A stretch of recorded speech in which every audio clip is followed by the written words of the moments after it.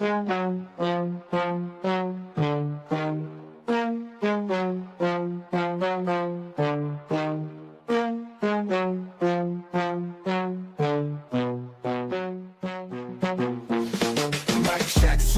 the tape is fireproof. Turnbuckle sweet echoes in the soundproof.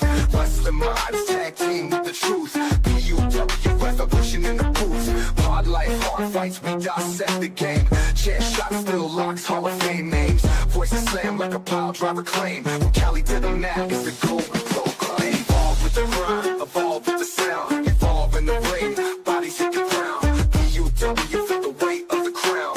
1, 2, 3, the king's been found.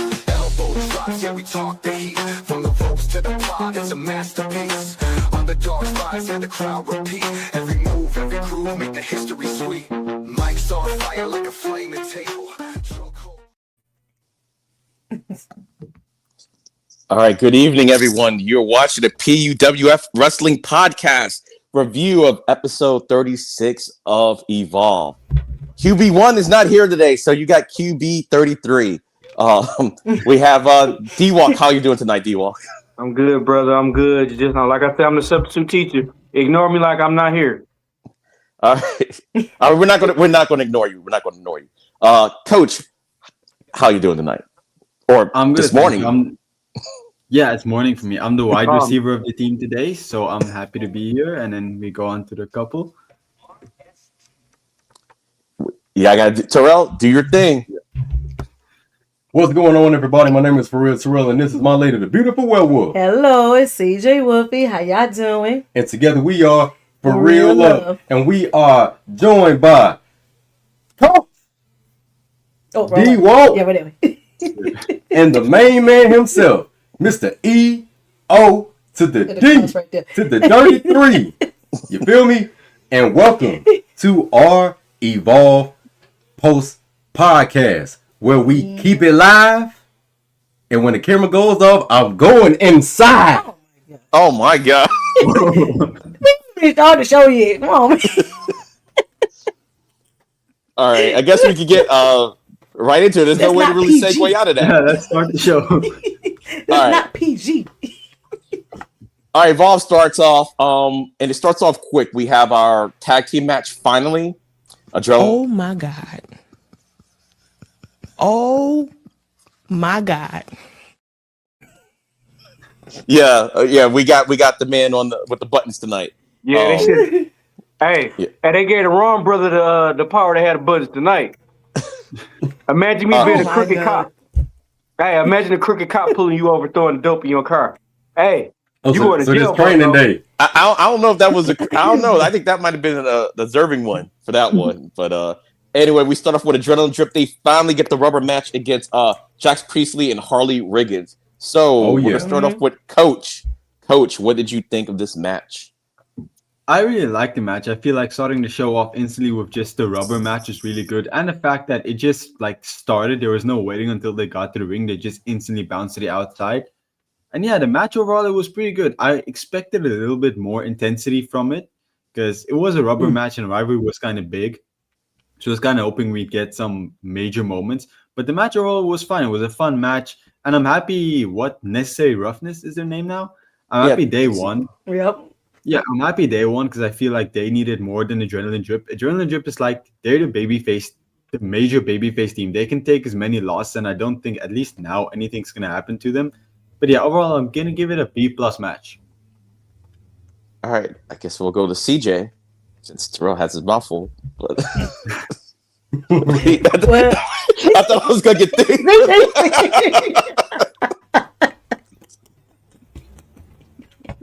Y'all wild him already. All right, CJ, what did you think of the match? It was all right. It was a pretty good match, but Jack Cartwell kind of threw me off a few parts on this match though, with the moves he did with that move he was about to do in the corner, and he was gonna do like a cartwheel into something. Kind of was a letdown with that. Yeah, that was kind of weird. I don't know why he did that. But then and then another part too, which I thought for sure that would got like the DQ. Referee looking dead at Cartwheel, and he took his shoe off and hit. Who he hit with? What was his name? Was the brown? What with the brown hair? I forgot his name. Oh, I think man. Jax. That was supposed to be a DQ. Oh. That's what I'm saying. Like, he just hit this man with a shoe. And the referee saw it. So I thought, like, he hit with they ain't say a weapon, but he used it as a weapon. So, But, kind of weird. That was kind of weird, too. But overall, yeah, the match was all right, though. And it's good that, they got the win. They got that one up on them. So I give it a B-. Just because those little mishaps. But, yeah, it's a B-. Y'all know who else used to take off their shoe and throw it at people? Y'all remember Conan? Oh, my God. Back in WCW. Mm-hmm. Damn, I just told my age, too. Oh, disregard. I put my food down a little bit. I put my food down because I got some things that I need to discuss with Jack Cartwheel. First of all, Jack Cartwheel, I'm going to give this match an A. This is the reason why I'm going to give it an A. The match was good. Overall, a rivalry match to start the night off was amazing. But let me tell you something about Jackson. What is his name? Jack Cartwheel. Jack Cartwheel, you is a piece of crap for that Luthez press that you did, and then you jumped on him and started frailing like a little girl. Now, I'm not going to say what I said last night, because I was pissed. Say it. We on filter, man. Say it. But what I will say is that them windmill punches you did looked very AJ Lee, a.k.a. swinging at the air, a.k.a.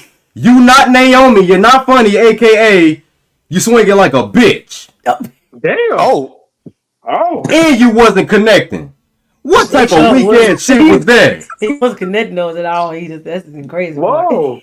I gotta go to church. I bet you Cappuccino Jones was looking at his ass like, what the fuck are you doing swinging on that man like that? What is the Attitude Era of Diva Days? Oh, what you Sable now, huh? You Deborah? Oh, Lord. Whoa. No momentum. None. Then he take the shoe off, which should have been a disqualification. But I'm going to say the end of the match was fair. Yeah. And post-match was fair. So that's why I'm going to give it an A for Get Back. Yeah, they got that man twice. And he got pinned, which was great. The icing on the cake was great. I'm gonna have to go hostility. I'm gonna have to go to church and get baptized after hearing. I'm pissed off at you, Jack Cartwheel, for that stuff. Like, I'm pissed off at you, Jack Cartwheel. Oh my God. I am pissed off at that performance. I'm glad this church down the street open 24 hours. I think I'm about to head down there for a little bit. I'm pissed off at him for that. Lord forgive me, but I'm pissed off at Jack Cartwheel for that. D-Walk, did you watch the show at all? He just made me start drinking again. Don't use that man's excuse. This video you didn't run to the store and go get that bottle because that bottle was already there and prepped. Yeah, bottle's already here and drink. It's already there and gone. Why can't I got the stage on right now? D-Walk, did you watch Evolve last night? I'm just a substitute teacher. I'm just substitute teacher. All right, he's just here to press the buttons and so he doesn't get fined. All right. If you have any other questions, I'm here. I crack my jokes and everything, but hey, this y'all show. All right. So for me, coming into this podcast, I kind of changed my mind on the match itself a little bit because I was thinking, I do think the right team kind of won and everything because like Coach would say, Cappuccino and Jack Cartwheel, they're already kind of over, so they didn't really need the win at all. While these two, they needed it. I like the fact that they had them. It was a competitive match because they're so much bigger than these guys are. But it's like, okay, they got the strength, but they got the agility, the quickness. And like you said, when the match started, the match started before the match started. Like, as soon as it was on site, they went and jumped those dudes as soon as they saw them for like maybe like 30 seconds or something. Because it wasn't a very long match and everything. But they got with them, got them in the ring, bell rung, and they looked impressive. And which one is it? Is the one that looks like not the one that looks like Triple H, the other one that looks like Diesel. Is that, yeah, he was like really impressive, and AKA he moonlights as Ava's bodyguard on NXT. So yeah, I did catch that and everything. I thought the match was really good. Well, really good for what it was. It was a rubber match. Then, as Coach was saying, I thought there'd be more to it. But the fact that they even had the match, I'm kind of glad because they never really said when we were going to get this rubber match. They just keep every week they're saying, "Oh yeah, we're going to fight them," and we're like, "Well, when?" I thought they were going to actually save it and maybe introduce some tag belts at Gold Rush, but I don't think that's going to happen at this point. Just nothing with tag belts is on the trajectory. Like Gold Rush is in 2 weeks, and we haven't heard a lick of anything, so I don't think that's going to happen this calendar year. But overall, I'll give the match a B for me. I thought it was okay. You guys and ladies, amazing. Make D walk, push the button. All right. So yeah. So that was it. And like I said, Evolve also is a shorter show. We could probably stretch it into 2 hours and everything, but as the conversation goes, but let's go see what the next segment was. So I guess overall. Go ahead. Go ahead, Coach. They might still introduce the tag team belts at Gold Rush. It feels like an appropriate time to introduce like new belts. Yeah, because it's like if you. Oh no, go ahead. I don't know if they will, but if they are going to, it seems like that would be a good time to introduce it because the whole thing is like all championships are defended. Like introducing new belts, it feels kind of on theme for it to happen. Yeah, that's what I was saying. But the only reason why I'm thinking it might not happen because even if they introduce it at Gold Rush, wouldn't you want it to be like somebody crowned at Gold Rush? But I mean, they could always like introduce it like maybe on the second show. Okay, we're debuting these belts and we're gonna have a tournament. You know, that could work. But since they're having like a 2-week thing, it's like. But yeah, you're right. They could introduce it at there. I could see that like at the last show, like and get people incentive to watch Evolve because it's an NXT show and everything. So that could work. They could do it. But if they do it, I hope they do it at the second show and just have the tournament later on instead of introducing it at the first show and then have somebody wrestle for it like the second show. So can I ask y'all a question? Go ahead. Sure. This is for everybody. So 2B and WWE, pretty much they're on a handshake deal. They Evolve don't have no contract on how long it is. It's pretty much whenever they want, they could cancel 2B. Man, they could cancel Evolve and everything. How do y'all feel about that? Well, here's the thing. Like for Coach, it's on YouTube. Like internationally, it's on YouTube. Like in the States, it's on Tubi. Yeah. So they could just always move to Tubi. I mean, move to YouTube. YouTube. Like, yeah. Why not? They're just filming the stuff anyway. They're not making money off of it. No, they're not making money. Yeah. So they can just move to YouTube. All they're gonna do, like at the house shows, they record all the house show stuff to see the crowd reaction, and so they can practice. So I'm like, to me, it's just get eyes on the product, and yeah, even if it's not making any money, you still film it anyway, still distribute it anyway. Get the people, the production people, like how to run stuff like they used to do at Full Sail, because people don't realize that Full Sail, most of the team were students running that whole NXT show. They were actually using a lot of the students that produced the show. So they just moved to YouTube. I think they should have ended up on YouTube instead of Tubi. I think they'd get more. They would have get more views on YouTube instead of Tubi. Well, that's true. I think the Tubi thing mainly, is Fox, and we all know the other promotion out there, AEW. You saw what happened with NWA and the CW network once they got NXT. So they put them immediately on the app, and as soon as NXT was about to start, the last episode of NWA showed up on the app, and it was over. Even though they could have both coexisted, but WWE don't play games like that. But NWA they on YouTube now. And that's what I'm saying. But they had to deal with the CW. Yeah, but it never went on TV because of the NXT deal. So they kept it on the app until that thing ran its course. Because WWE probably was like, no, we're not having any type of competition. If maybe they had to deal with TNA with NWA, it would have probably been different. But but CW suck anyway. So CW is more of a sports network anyway. So for them, it made sense to get wrestling and it's on free TV because not everybody's got cable. People think cable's a luxury, people, especially this economy. I'm like, not everybody got cable. So I didn't know CW is a sports network because all I remember from it is all those DC shows back in the day. Yeah, because what happened? Okay, boys and girls, this is one of my little specialties that I like to do is the streaming wars and everything. So basically, they got new owners.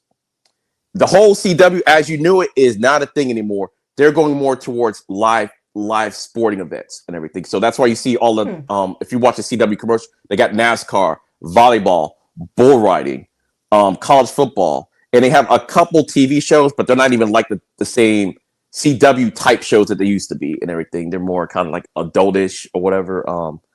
Not like the teen drama type of shows and angst and stuff like that. They don't really have those anymore. They only have it like maybe 2 nights out of the week for the most part, because Fridays you got Penn and Teller on. Because people, it's more for advertising. Advertisers are going to pay for live events because all these other shows you can watch on demand. So that's kind of, what is it, Nexstar and Sinclair? One of them bought the CW from Paramount or whatever had it. It was like a joint venture with Paramount and Warner Brothers, I believe, at one point. But yeah, new regime, new ownership, new whatever, and that's why they got wrestling. So yeah, all because of advertisers.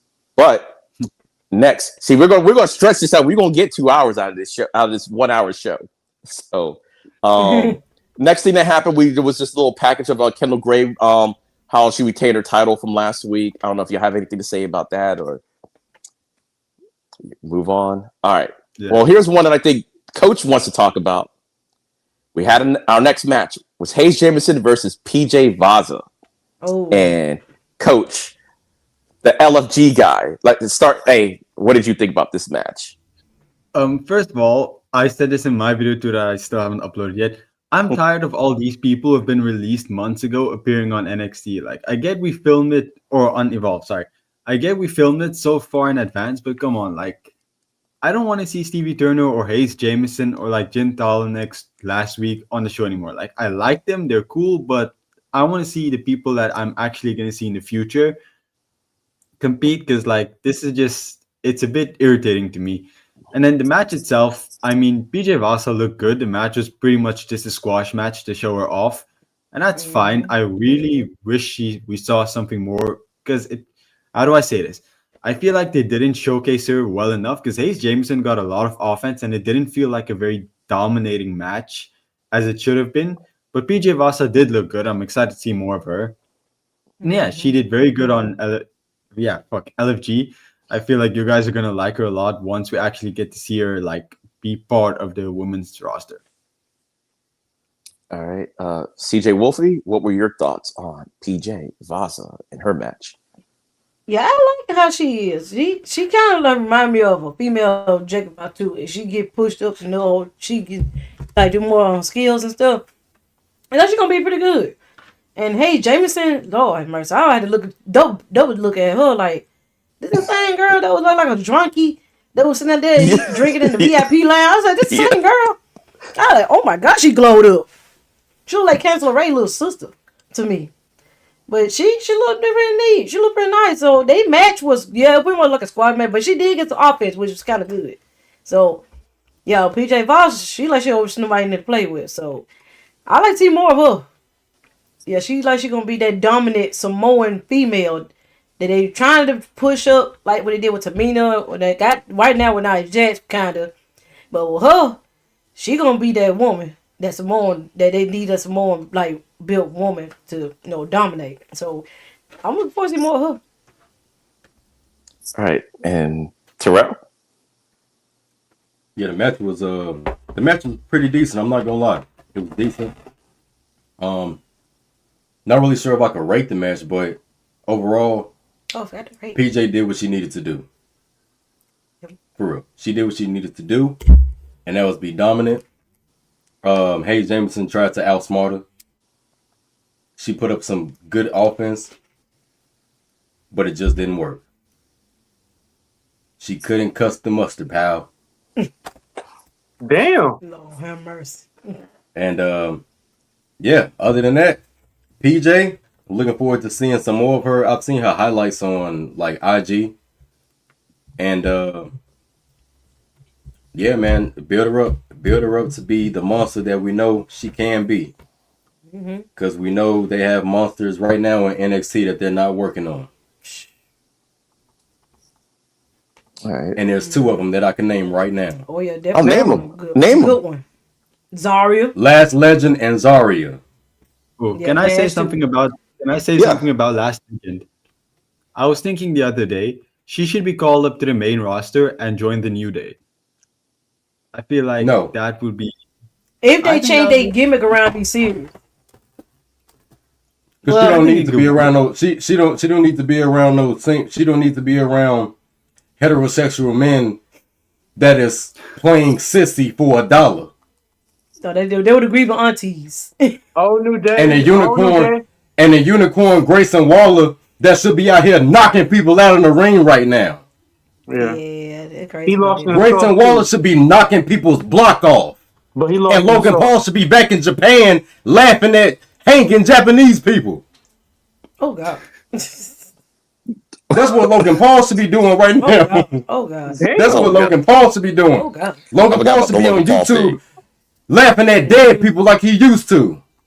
Damn. And you shouldn't go back doing that now. He gonna Hey, be. Terrell, I And gotta- stage He don't need to go back and doing doing that. stage boxing matches. And doing those fake Hollywood boxing matches that look like Rocky, but Rocky looks realer than his.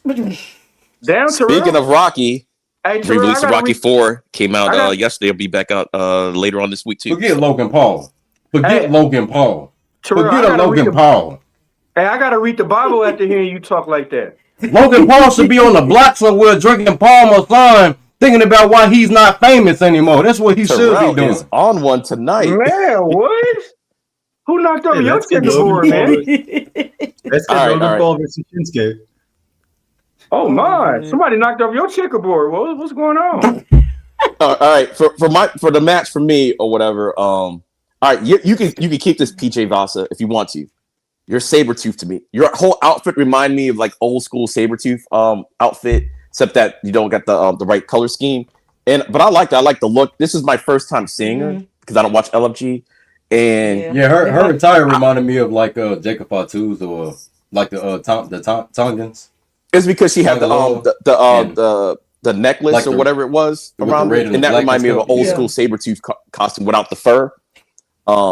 Back like in the 80s. That's what it reminded me of. So that's what I was like, yeah, if you want to use the Sabretooth, Samoan Sabretooth, oh, I like that. Or whatever. Damn it. Oh, yeah, I should have trademarked it. But anyway, I like that. Ooh. Samoan Sabretooth. Ooh. You can take that. That's my gift to you. Merry Christmas. Ooh. But I was shocked when I saw Hayes Jamison because I was like, wait. Because one, the reports came, like Coach was saying, the reports came out like weeks ago about them getting released. And then when I saw her on there, out of all people, because like CJ said, we haven't seen her since they had the VIP lounge on Evolve. So I was like, that was like a weird random choice. If you're going to put somebody on her that got released, she hasn't, as far as we knew, she probably was released back because we haven't seen her on Evolve in forever. So to have her come out there to get squashed. And I do think, Coach, that from what I'm hearing, that might be the last where we see the releases on the show. Like, I think, what's her name? The Prime Minister, she confirmed herself that was her last appearance. I believe Hayes Jameson, this was her last appearance, so we won't see them going forward. Unfortunately, because all right, D-Wall, get ready to press the button. Because the interactions with Jackson Drake in the PM was awesome this week. But anyway, PJ, she did what she had to do. Like, she looked dominant. She looked like a monster. She looked like a monster. And even the little bit of offense that Hayes Jameson got, to me, felt forced just so it wouldn't be a complete squash match because she was killing this lady. And I was like, oh my God. I haven't seen anybody like kind of just dominate. woman handle somebody like that in like a long time in the WWE. So yeah, I will give it because of the Tiffany debut. Stratton. No, manhandle. Like, I don't think it's Tiffany Stratton. Who she manhandle? I mean, she had good matches, but I'm like, she dominated. Did you see Saturday night's main event? Oh, my bad. Jay Cargill. Yeah, Jay Cargill. Manhandles Tiffany Stratton. That's right. We ain't seen nothing like that in a minute. We ain't That's like seen a Brock Lesnar match. Yeah. Oh my God, but that's the way they should have been booking Jay Cargill anyway. It's like, look, y'all can play by the wrestler skills. Yeah. Book as a monster. I'm like, y'all know how I feel about Goldberg. I'm like, Goldberg wasn't putting no 5-star matches. So I'm like, that's what Last Legend should be doing right now on the main roster. Yeah. They already had Jay Cargill and Last Legend. Whatever they was looking for, they already had it. Yeah, I remember you were saying that before. It's like everything they thought Jade Cargill could have been, Lash Legend is already. But she champion now, so. So yeah, that's the match for me. I'm going to give the match an A because, like I said, I've never seen PJ Voss before, and that match was very impressive to me. The beatdown that she gave Paige Jamison. I'm not saying I'm using the Big E. We're not using. It wasn't a 5-star match and everything, but yeah, I thought it was really good. It set the tone for me. Like, okay, somebody to look out for. And let's see, next thing that came out right after the match. This one's for you, the Invisible Man. Tria Martinez decided to interview PJ Voss outside the ring. So she had some choice words and everything. So I was like, okay. So I heard a little bit of her mic skills and everything. It's gotta get up there, but it is developmental. So you'll get time to improve that. So the first of many backstage segments, Jackson Drake goes up to Stevie Turner and basically again refusing to not defend a championship. And his logic is like, look, you gave this man a weapon. You can basically his whole livelihood over a match and everything. You're supposed to look out for the talent type of deal. And at one point, Keanu Carver showed up, swung for this man, missed, but his hand went through the wall where his face would have been. So can you just imagine that man's fist going through Jackson Drake's face on national TV? But anyway, we'll start off with Terrell because he's done eating and everything. Terrell, what did you think about this segment with Jackson Drake? And D-Walk, hit the last button. Living your life like you're thirsty. Living your life like you're thirsty. Oh my god! All right, man. This segment with Jackson Drake was pretty funny because as we see, he does not want no smoke with Keanu Carver. None. He don't want none. And he was even trying to tell Stephen Turner the reason why. Just for Keanu Carver to literally give him a physical imprint reason as to why he don't want no smoke. And when he saw that hole in that wall, all he could say was, "Oh hell no," and just walked away. That man. You want some of this too, old man? Like Stevie, No. I'm trying to tell you. Nope. I'm trying to tell you, I don't want no problems with him. But I'm not giving up my title either. Like, if you think I'm finna just give up my title, just find me somebody else. That's Jackson Drake doesn't want anything to do with Keanu Carver. And if he does win this match and retain his title, hey man, that's Jackson Drake for you, man. He might be able to pull it off, but as we see in this segment, he was alone. And was Vanity Project there? That's only one way to find out, and just keep watching the podcast. Mm-hmm. All right, CJ Wolfie. Yeah, this was hilarious, really. And Jackson's just misses. And Keanu just, man, that way he came in, barged in, and just hit that wall was crazy. Like, yeah, that could have like, but he got a weapon in his hand too, so that Dell got more impact when he hit it. That cast, the man, wall, that cast, man. So just imagine if he actually did hit Jackson right there and there. But see, the reason why they don't count it as a weapon is because it's on him. If he take it off, it's a weapon. Yeah. Jack Cartwheel. Dude. He's still on this man. But yeah, I liked it though. It was really bit like promo between because Jackson he just missed. All right, Coach. I mean, there's no way Stevie Turner saw Keanu Carver punch his hand through the wall and said, "No, that's not a weapon." Because like he was low-key trying. You saw he was it. Trying to kill Jackson Drake there. If that hit Jackson Drake, there was no championship match next week. He was gonna right. He was gonna next week with like a hole in his face or something, having to wear the Cody Rhodes like mask from the past, be like undashing Jackson Drake. But yeah, I liked it. It was very funny. Jackson Drake just ditching the show after the punch. He just went. That was really funny to me. Yeah, I like this. I feel like it was very funny and it showed a lot of character work, at least towards Jackson Drake. He's really good in this weird little skit stuff. Mm-hmm. Yeah. Hey, undashing Jackson would be kind of something to see. Oh, undashing Jackson. Don't look at me. Undashing Jackson. That'd be something. Name it Unction Jackson. I do want to say though, I don't think Keanu Carver is gonna win next week. I don't know how Jackson Drake is gonna retain, but I just have a feeling Jackson Drake is gonna retain. It's gonna be something like he gets his ass whooped the whole match, Yep. and then at the very end somehow he just pulls a cat out of a hat and just wins. For some reason, yeah, I can't believe that too. Especially when Bryce Donovan, I thought for sure Bryce would have won that match, but he found a way. Yeah, well, y'all know I'm the resident vanity project guy on the show. You know This thing what? was You know what I hilarious. think This is thing gonna was happen, hilarious to Coach? Well, what's gonna Okay, happen, sorry, Terrell? No. What's gonna happen, Terrell? We got time. What's gonna happen? Man, what I believe is gonna happen because now that Coach did mention it, because like I said, something may happen to where he does win. He might pull something off. Coach feel like it. I feel like he's gonna do the hit yourself type thing. Like he's gonna make Keanu Carver use the cast on himself. Like Oh, okay. Keanu, like Okay. like Keanu Carver's gonna like go for like maybe try to like hit him or something like that, or he may have some type of way like where he can like stop the momentum of the punch. Like maybe Jackson Drake had too many, maybe Keanu Carver had too many bumps on the elbow, and he can't really like control his arm in the way that he wants, and he makes him hit himself. Maybe like And off that's the what rope and leads- bounce or something. Yeah, Oh, like it yeah. like bounce off Yeah. the rope or something, and then Yeah. it leads to that's how Keanu Carver gets 100% clear of the cast, because with the cast off, you can't do nothing now. Like it's just me and you now, Jackson. You know what I'm saying? So I think it may lead to that, but I don't know. It's just a thought as to how the cast could really come into play. Like I'm gonna make him hit himself. Or Jackson He'll Drake just find a arrives way. next week with his own cast. Living your life like you're thirsty. Living your life like you're thirsty.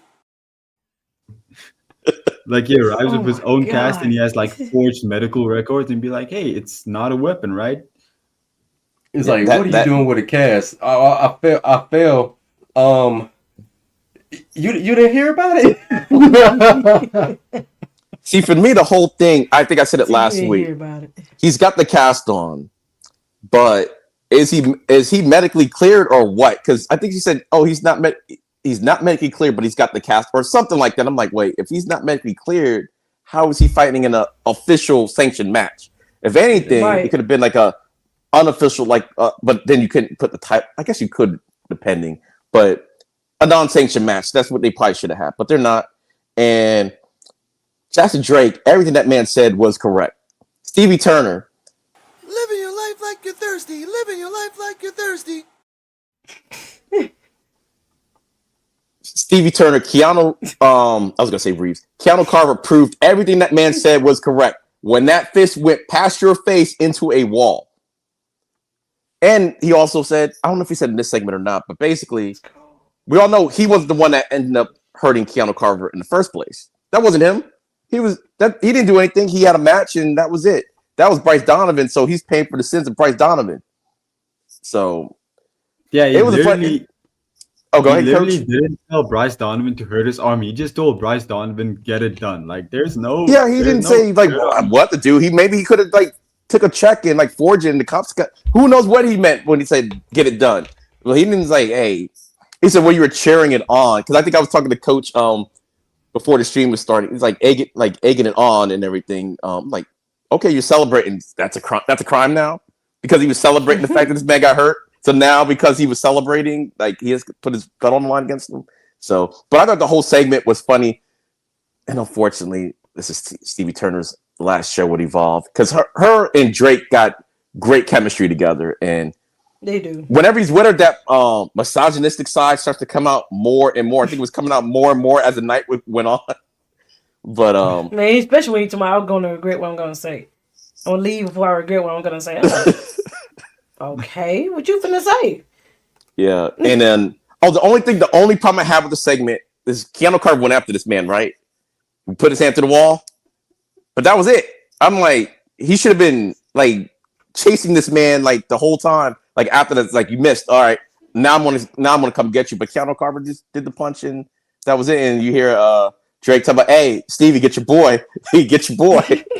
while he was going out of Dodge. But to me, I thought maybe that could have been a running theme throughout the night where Keanu's trying to get his hands on him, which even though would be stupid because if you can't fight, then he can't put the belt on line. But anyway, I gave the whole segment A because of the Vanity Project. I am a little bit biased, but as the panel shows, it was good. So it's not me being biased. It was actually a good segment.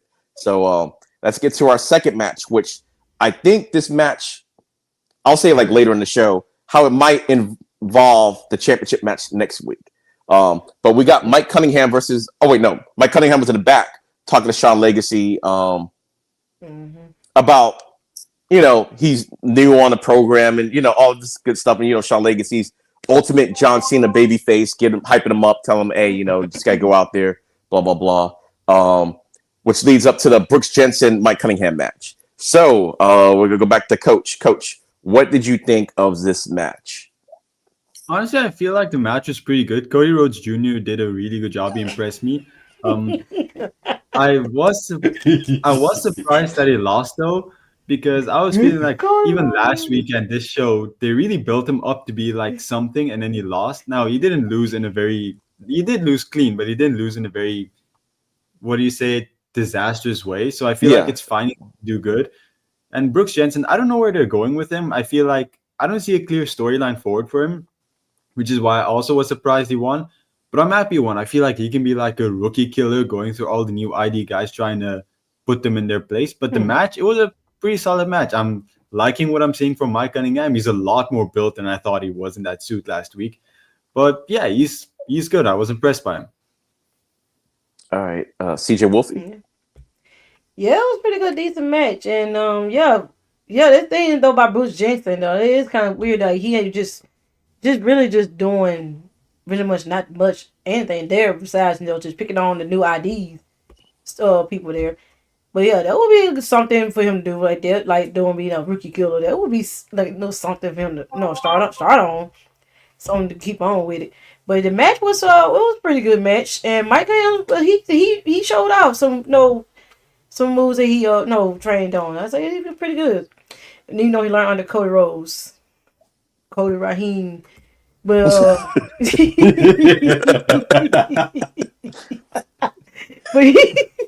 man is Cody Jr. He is Cody Jr. for real though. From top to bottom he is Jesus. But yeah, I get the match like a B+. All right, Terrell. All right, y'all. The Evolve podcast viewers. Match number 3 was a battle of 2 cowboys. Yep. We had the brand new cowboy, Cody Rhodes II, Cody Cunningham. Oh God. From good old Dallas, Texas, man. And then we had the man, the rookie killer, Brooks Jensen, the bad man from Alabama. Put the smack it down on that rookie cowboy. Oh, yes, indeed. Thank you, Brooks Jensen, for doing your due diligence and letting that young rookie know that when you talk noise to a veteran locker room leader like yourself, they get the paws put on them. Oh, my God. Thank you, Brooks Jensen, for being a locker room leader and showing all of the talent and Evolve that when a rookie talk noise, you got to put belts to their butt cracks. Oh, God. Which, really, I just thought Mike Cunningham going to win that match. Yeah. I just thought they gave him a loss. Well, guess what? So, Mike L. DeBarge Cunningham lost. What? Oh, Mike L. DeBarge Cunningham lost. Oh my God. Michael Cordell Jackson Cunningham lost. Dude, Michael Rhodes lost. I have to agree with CJ Wolfby. I thought Cunningham was going to win. I didn't want him to win because he is a rookie. It's like his first match and it's against Brooks Jensen. And for me, I think that Brooks Jensen, they took whatever his role was and they merged it with Rich Holland's role because basically Rich Holland was doing this thing with the rookies and everything. And Unfortunately, he's not around anymore. So I think they gave it to him. And also that Brooks Jensen, people forget like how young Brooks Jensen is. He's just been around for a long time. He's like what in his mid-20s? 20. But he's so Four? yeah, I think he's like 24 years old. Yeah. I was thinking he's like early 30s. Yeah, no, he's like 24. And I think they got him in this role 20s. No, I think because he's got such a good wrestler. soul. Yeah, I think he just got an old soul, and he is a really good in-ring competitor too. And I think it's like they got him to kind of test him out on him because he's so good at actually wrestling and everything. And No, I do like this new that's character. not it. They like this gave new it character. to him because he was talking noise back to a locker room leader. When a locker room leader is talking to you, Mike Cunningham, you don't say nothing. Oh my God. And a You dash hush of a no your fade mouth. is with Don't Brooks talk now, noise too. back. Because then when you talk noise, you got to have your feet match your mouth. And when you're just a talker, you learn that the man from Alabama wear roll tie on your Rudy Patootie. Oh my God. Whoa. Well, Mike Cunningham did have a good showing though. Like he lost. He did, yeah. Which he should have He's lost. in good but shape too. He had a good showing against Brooks. To me, I'm like, okay, like Brooks had he had a little bit of trouble with him and everything. Not like PJ. PJ had no trouble whatsoever against She at all. dominated. So I thought it was a good match, a good debut match for Cunningham. Like, yeah, he took the loss. You're a rook. This is your first time on there. You should. Oh yeah, he did put on a good performance though. I ain't gonna lie, he did put on a good performance. You know what I'm saying? Especially with Cody Rhodes being his teacher, he really showed like I see why he been called up for the ID program. And for those of you that don't watch the Instagram stuff, Vanity Project is actually trying to possibly recruit Mike Cunningham for the Vanity Project. So that's why I'm saying, hey, this match might do something with the match next week. We don't know because it's kind of up in the air if he wants to join or not. Like Ricky Smokes don't like the man at all, but Baylor and Jackson Drake, they like him. So you just watch their Instagram like series on that. So maybe potentially might be some interference and shenanigans. But the more y'all kept talking about it, or the more they keep showing Jackson Drake trying to get out of this match, the more I think, yeah, he's probably going to retain that. He's probably going to retain the belt. They're doing way too much to make it look like he's going to lose that belt. He's going to pull some rabbit out of his hat. But yeah, overall, I gave the match with Cunningham and Brooks Jensen a B. Shout out to Brooks Jensen too, because he posted up the house show that this weekend. I didn't know there was a house show in my area. So thank you for posting that on your social media account. So now I know about it because I had no idea. The house show. Because I'm going to it. So on Saturday. What I want to say is I think with Brooks Jensen, once they're ready to like get him back to NXT, I wouldn't mind seeing him and Josh Briggs team up again. I feel like they're not similar characters, but they've both evolved enough that I think it would be interesting to see them reunite and be a team again. Yeah, kind of like I think they were talking about it on last night on D-Walk's show. Like Carmelo Hayes and Trick Williams, if they go to the main roster, like I was saying, I don't want to see them together at first. Let them do their own thing and then get back together. And Brooks and what's his name? I forgot. Josh, whatever. Josh Briggs. Okay, I don't know why I was gonna say Riggs. I was like, no, that's the other guy, Josh Briggs. They've been apart long enough, and their characters have evolved enough. So when they get back together, they're like kind of new characters, but the same kind of dynamic can happen. And they're both healed right now too, so it would be a good fit if they ever got back together again. And throw Fallon Henley in the mix too, because I thought they made a great trio. Like how they all went heel was crazy. Like Fallon went heel. I was shocked about that because she was the first one I think that went heel, and that was I think shocking. so. Yeah. I think she was the first one. Yeah. So next we had another video package. I believe, according to Twitter, this might be the last video package for Aaron Rourke. So basically, it wasn't really that long. I don't know if anybody want to talk about it too much. It was like more the same from the previous weeks. It was decent to me. Just more about him and everything. So they're really trying to showcase him, and I don't know if that's a good thing or a bad thing. Only because he was teamed with Mazars, and he's being shown like he's a single competitor. The way they're like focusing in on him. So I don't know what's up with the tag team, if they're still a tag team or not. I'm fine seeing them both as singles. I'm fine seeing them both as singles competitors because I feel like they both have a lot more to offer than being just stuck in a tag team together. Yeah. Or they can, like you said, like being stuck in a tag team together, like be single competitors. But and if you need a tag partner, hey, they tag up kind of instead of being an official tag. Yeah, that could work because they're both good individually. But they've done them together a couple times, so okay, that could work. But next, all right, D-Walk. Jackson Drake again shows up to Stevie Turner's office and was like, he was talking about he wanted that man suspended. And why? What, because of the referees from the Succession thing, I guess, or whatever happened with that? I'm like, okay, Jackson, you're kind of Living your life like you're thirsty. Living your life like you're thirsty. He was Shout kind out of to reaching Alex, a little man. bit with it. Yeah. So Shout out to Invisible suspension, Man and Miss Invisible Man. But then that's what Stevie Turner laid down the law. It was, okay, Drake, either you fight this man or you give up your title.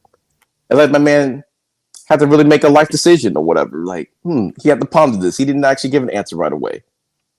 And what he said, I choose to bite my tongue, is what he said. Like CJ was saying, like, this man's on a whole nother level when it comes to one, you could do this in the Evolve. I don't know if you could do this on the main roster. I don't know, not in today's world. I don't think that's gonna fly anymore. But we'll start off with CJ Wolfie. What did you think of the segment? Part two. It was pretty good. Well, yeah, with him demanding and wanting Keanu Carver to be suspended, he's still trying to get a way out of not defending his belt against him, obviously. But then sitting here trying to badmouth her to my she's a GM, not the prime minister. You are a general manager, not prime minister. Trying to correct her and stuff. I'm like, dude, calm down. Then you're trying to bite my tongue. Like, dude, you just this is crap. Like, but yeah, I was just he just it was pretty alright, pretty little decent promo. Okay. But yeah, that one fly on the main roster. I don't think he's gonna get away with it. Yeah, the misogyny is like out the window. Should we try that with Adam Pearce? Let's try that. Actually, on NXT, try that with Ava. Yeah, Ava. Try that on Ava. And you're gonna see how you're gonna give a reaction to that. But yeah. It'll be decent. All right. Terrell, what were your thoughts? I thought it was pretty funny. I'm not gonna lie. Jackson Drake still trying to find a way out of this whole equation with not wanting to defend his title, not giving an answer, and then she gave him an ultimatum, which was also crazy.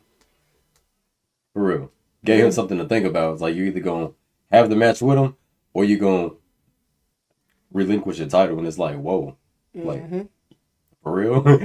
Like, I ain't gonna lie, I think my heart dropped when she said that, because I was like, wow, she's really like making it real. Like, because you're not defending your title against the number one contender. You might as well just vacate it. And I was thinking, like, wow, like, if it goes like vacant, like, by him being the number one contender, will he automatically become champion? But no, they're gonna do like some type of tournament to see who's gonna go against. Well, no, the main roster is pretty different, so I'll give them that. But yeah, Jackson Drake had some things to think about. He didn't give her an answer right away, and yet again, Vanity Project was not with him. He was alone again. Well, again, we got no show. That's another detail. That's another detail to look at. Yeah. So will they show up? Continue watching the podcast. It's great though. They ain't seen them none on that night. That whole show, which is kind of weird. Babe, you just gave it away. But no, it's just. Oh no, we no, not necessarily. It's just weird. I'm saying, yeah, it's just weird that they showing up there. Coach. So, I don't know. Oh no, go ahead, CJ. Sorry. Oh no, you. All right, Coach. I'm talking about all the Vanity Project. I do actually enjoy seeing Jackson Drake on his own. I feel like he's actually really entertaining. He reminds me of a young Randy Orton, just with the way he's going about things. Yeah. Yeah. And then you talking about Evolution Randy Orton. Yeah, like when it Yeah. was just legend killing and Mm, being kissing Stephanie McMahon in front of Triple H, all that shit. ooh, he would do that too. I think like I was really scared when they gave the option to relinquish the belt because with how many people have left Evolve recently, I was like, there might be a possibility that Jackson Drake is also leaving, and this is just their way of writing him off. I'm happy it doesn't look like it's that way, but I also wish they Oh didn't Lord. reveal anything. Okay, I'm not going to talk about it yet. I wish they kind of kept it so like next week maybe he just doesn't arrive and doesn't arrive for the championship match or something like that. I feel like that would have been entertaining.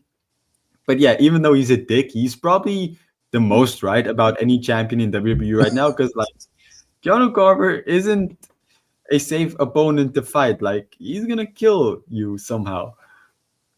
Like Jackson Drake, where are you? You supposed to be defending your title tonight. And then he called in via satellite.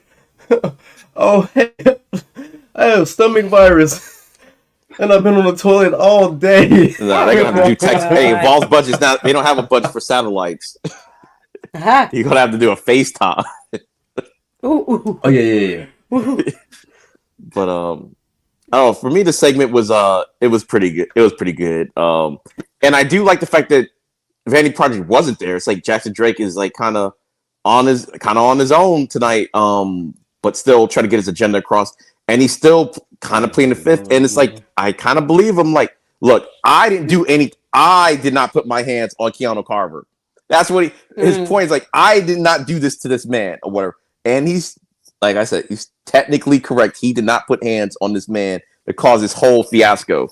I remember the Invisible Man was talking about, what if they put Keanu Carver in the cast? And I was like, nah, that might be overkill. And it is overkill. It's overkill. It's like, this man's already dangerous by himself. They put this man in the cast and let this man wrestle, throwing hands through walls. What's next? He's going to break a car or something? But the way he talks to the Stevie Turner is like, it's utterly ridiculous. But I do like where they're going. And I think for Coach, I don't know if you knew, I believe Jackson Drake has like a newer contract now and everything. Living your life like you're thirsty. Living your life like you're thirsty. And there he goes. There goes the man, Heartbreak Drake. But yeah, I think he has a newer contract now. So obviously get released at any time, but obviously they see something in him to give him like a contract and everything. So he should be around somewhere for the time being. So that's why I wasn't really concerned about Drake going. But the thing I did think about though, he did contemplate dropping the belt, and that would be a good way of getting the belt off of him and everything. If you were gonna like, okay, got Drake, we're gonna just move him to XT or something like that. And because it'll be different, it's like, wait, he just instead of fighting this man, he just like F it. I don't even want the championship and just, But yeah, overall the whole thing was good. And it was the story that kind of went on throughout the night and everything. So the next thing is the main event of the evening. Chantel Monroe versus Wendy Chu. So we're gonna start it back out with CJ. CJ, what did you think of this match? It was good. I really enjoyed this match. And Chantel, she's something. I just say she's something. She improving a lot. Going against Wendy Chu and putting up with her. And Wendy Chu still like she kind of developing more of not mirror sides, trying to get like in between here and there. But yeah, I really like this match. And what shocked me, I actually thought Wendy was gonna win that. Wendy was gonna win that match. But when she was putting a dirt nap on her, and then Chantel found a way to maneuver onto the ropes to hit her winning with the ropes, and then actually did her finisher with what did the finish go? Perfect. Not fair to the perfect ending or something like that. Yeah, perfect. No, it's perfect. It's perfect ending. It's perfect ending. Or perfect. When you choose finisher, the dirt nap No. or Oh, it's about Chantel's Chantel's. finisher. The one she do that dang. Is it Yeah. perfect It's perfect. I think it's perfect ending. I think it's Something perfect ending. fairy But tale something or something. Fairy tale Yeah. ending? No, that's Champa finisher. Yeah, because Fairy Chapa's tale. got the fairy tale ending. Yeah. But yeah, when she hit that, and then I'm like, well, there's no way she finna get 3. And she ended up getting 3. I'm like, wow, she actually beat Wendy. So I'm like, wow, that's crazy. So props to her though to get a win over her. But I get this matchup. I get the matchup. Hey, Match A. It was a pretty good match. All right, Terrell. I will give the match an A as well. It was dope seeing Chantel Monroe put up a really good match against Wendy Chu because, you know, me and CJ Wolf, we both was going for, Wendy Chu. We both was on Wendy Chu's side. Wendy Chu came out more humanized. Yeah. Like she slowly. Yeah, versus to, like the Sleepy Time is like, is new. We knew who she was, the Sleepy Time. You know what I'm saying? As the Beautiful Nightmare. We knew who she was, you know what I'm saying? And Nightmare Wendy Chu. But now we have this more humanized Wendy Chu that even the attire was a little bit different. And it just seemed more like no makeup, no just she didn't get that nightmare makeup. Yeah, just plain Jane Wendy Chu trying to find her way back into either the light or the darkness. Chantel Monroe, she did put up a good fight. She won. And she was literally bullying her at the end of this match. Oh, yeah. Post-match. A big time bully. Oh, yeah. And it was crazy seeing Wendy Chu in that predicament. So maybe Wendy Chu get fed up and we see Mei Yin come out of the mirror. That's what I was thinking. I was like, oh God, you don't know what you just did. Right. I'm ready to see her come out the mirror, man. Like maybe when Wendy Chu did that mirror thing, maybe that's what she was like. A reflection. Hinting at, I hope, I don't know. But Chantel Monroe got lucky, man, and that's all I'm gonna say. She's doing good, man. She's improving and it's dope to see. Oh yeah. All right, Coach. Sorry, I'm trying to find out the name of this move. It's like it's bothering me. It's good. You guys know I'm a big fan of Chantel Monroe, so I was really happy she won. And I'm not bothered. I don't think it's gonna hurt Wendy Chu. I feel like her whole thing recently has been that she's been going to therapy, and I feel like it's a good allegory because with therapy, it's not always straightforward. Sometimes there's setbacks, and it doesn't always work well. I feel like somehow this ties into it, and it's gonna send her a bit down before she gets back up even better, or at least that's how I think it's gonna turn out. And for Chantel Monroe, this is really good for her because I don't think anyone was expecting her to win. I think like everybody was dead set on Wendy Chu winning. And Chantel Monroe has proven now that she can talk shit and back it up. So, like with her, PJ Vasa, with Kelly Armstrong returning next week, it feels like Kendall Gray's gonna have like a really tough time keeping onto that belt with a bunch of heel challenges for her. But yeah, overall the match was an A+. I really enjoyed it. I think the ending made it a lot better for everyone because like nobody was expecting it, but it's still a really good result. Yeah, I agree with that. I believe the move is called the perfect ending. So I think so. I know it's not fairy tale ending because I know it's something ending and everything, and so I think it's the perfect ending from what I quickly could find online. But I agree with everything y'all said about the match. Like, and Chantel, she's always been positioned as one of the top females. Like everybody always talks about Kendall Gray and Kelly Armstrong, but she's always kind of been right up there with them and everything. And this was a good signature win for her. She's always been displayed from the very beginning. Yeah. And now she could say, oh, I beat Wendy Chu clean on her resume. Oh, yeah. Like actually NXT person, the person that everybody was scared to fight at most points of Evolve. So now she's got that on her. So now she's gonna be like, you're gonna be sick of me now because she's gonna be insufferable now. But I was a little bit afraid when the trash talking at the end. I'm like, to Terrell's point, are we going to see her turn? Wendy Chu turn into the ultimate? To me, that's like the Hulk's Hulk. If she turned into her, because this lady was just taking people out by their throats on NXT back in the day. Like larger people, and she just grab them by the throat, and that'll be it. So, I don't know where they're going to go with Wendy Chu. It's still interesting to me. But yeah, the match itself was really good. Chantel has definitely like improved even more, even though she was already good before. But I thought this was a good showcase for Chantel and Wendy Chu. Like y'all were saying, she's Wendy Chu. She doesn't need the win, so we did more for Chantel with the win. And at the end of the day, it is Evolve, and everything. It is more for the developmentals than the established people. So now you have this might be her John Cena moment with Kurt Angle or something like that. It's like, oh, she could always at the end of the day, 12 years from now, I beat Wendy Chu. You know, you never know. It could be one of those, maybe. I don't know. But yeah, I give the whole match an A for a showcase, and but that's not over for the show though, because I gotta hit the button one more time. Jackson Drake still appeared one more time. And Coach, what did you think of this last segment with Jackson Drake? I'm not even going to give it away. I'll let y'all talk about it. I was really afraid because when the promo started, he was like holding the belt up like this, almost like he was gonna give it up, and I was like, oh crap, it's actually gonna go down this route. But he didn't. He said like he's gonna like defend Evolve or something from Keanu Carver. He said something like that. That was like not a, what do you call it? It's not a face or anything, but it's like he's actually stepping up. But he's definitely gonna pull some crap out.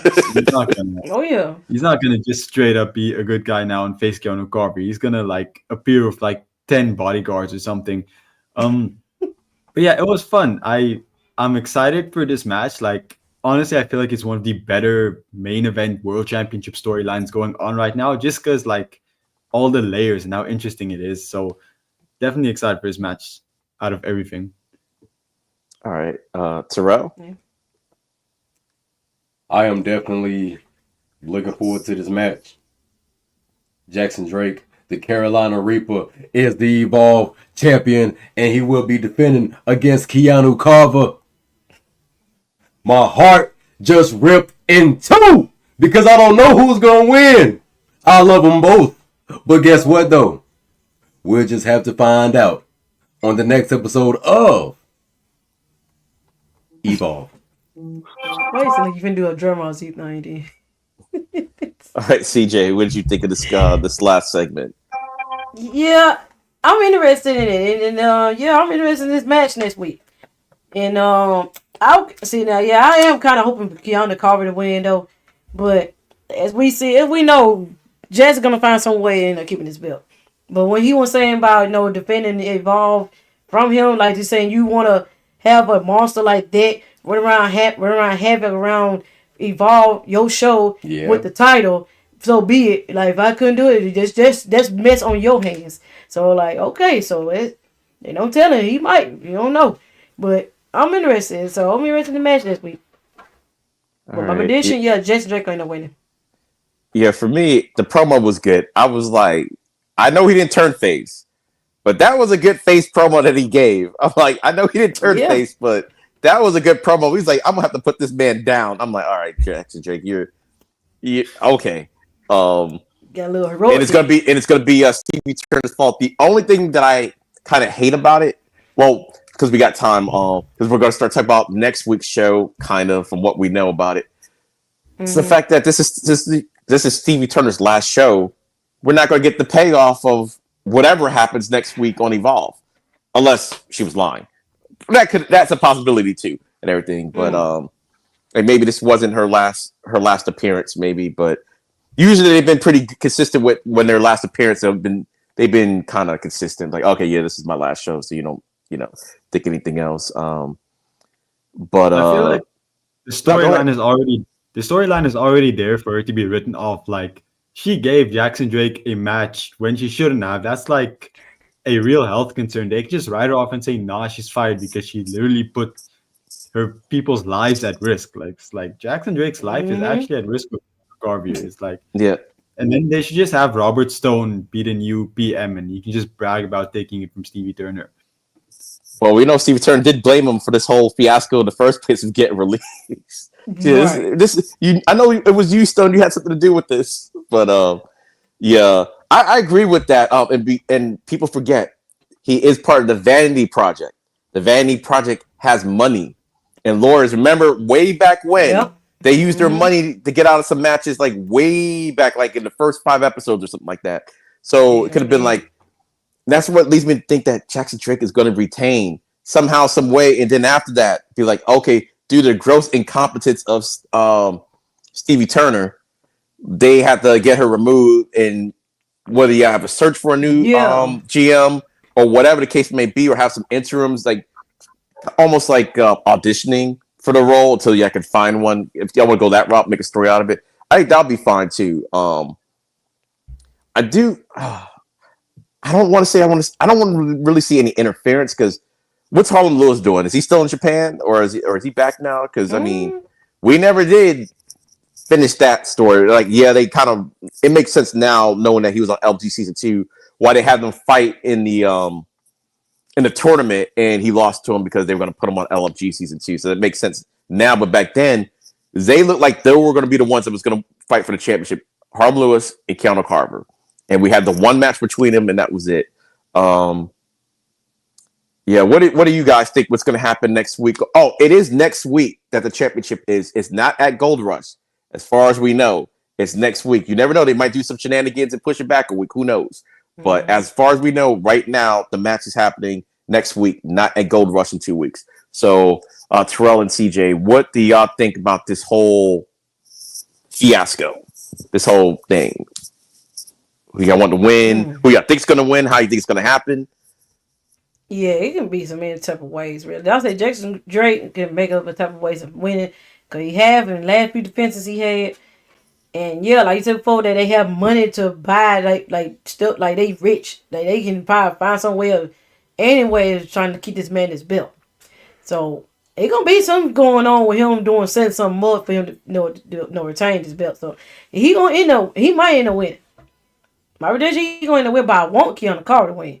But reality, I think Judge Drake gonna end up retaining that belt in some kind of way. He gonna pull something up to, Vanity Project come up and doing something to keep him retaining the belt. So yeah, he retaining. All right, Terrell. Jackson Drake will find a way to retain. We've seen it plenty of times. We don't know. Living your life like you're thirsty. Living your life like you're thirsty. We don't know who it's going to be. All we know is that it's a possibility that it could happen, that he will come up with some type of shenanigan, or maybe a mistake happens in the match. Like we explained earlier with the whole cast coming into play. You just never know. Just never really know what could happen, but I really would like to see Keanu as champion, but I think Jackson Drake may retain as well. All right. And Coach? Living your life like you're thirsty. Living your life like you're thirsty. The match is going to start. Jackson Drake's going to run around the ring. He's going to try and hide. He's going to get back in the ring. Keanu Carver is going to follow him. He's going to try and kick Keanu Carver. Nothing's going to happen. Keanu Carver is going to hit him one time with the cast. 1, 2, 3. And then Keanu Carver is your new Evolve Men's Champion. That's exactly how it's going to play out. I've read the script. Squash him. But actually, no, I think Jackson Drake's somehow going to win. But it would be just very funny if Keanu Carver just squashes him in like 30 seconds and is the new champion. But I want Jackson Drake to win. That'd be so crazy. I think he's going to win. And yeah, I'm very excited for a match. I have no idea how it's going to turn out, and that makes me very hyped for it because like Vanity Project can interfere. Harlem Lewis can possibly interfere. Some shenanigans are going to happen. So I feel like it's just a very exciting match. All right. And here's one that I kind of saved because I knew we were going to probably finish early. They did announce that Callie Armstrong will be back on the show next week. Do y'all think this is going to lead to a rematch between her and Kendall Gray, or what could possibly happen? Because Gold Rush will be the following week. So what do y'all think about the return of Callie Armstrong? We'll start back with you, Coach. We'll go clockwise. It would make sense to have that match on Gold Rush. I would actually really like it because there's no Evolved stuff booked for Gold Rush yet. I don't think the men's championship is going to be defended there because we have it obviously next week. So it has to be the women's championship, and it will make sense to have Callie Armstrong versus Kendall Gray one last time on Gold Rush. But I'm not sure. I'm just very excited for the state of the women's division, especially with Callie Armstrong coming back because it's really strong. All right, Terrell. Yes, they really do have a decent women's division. Callie Armstrong going back after the belt will be pretty cool. As we've seen on social media, she is very torn about losing the belt and different things like that.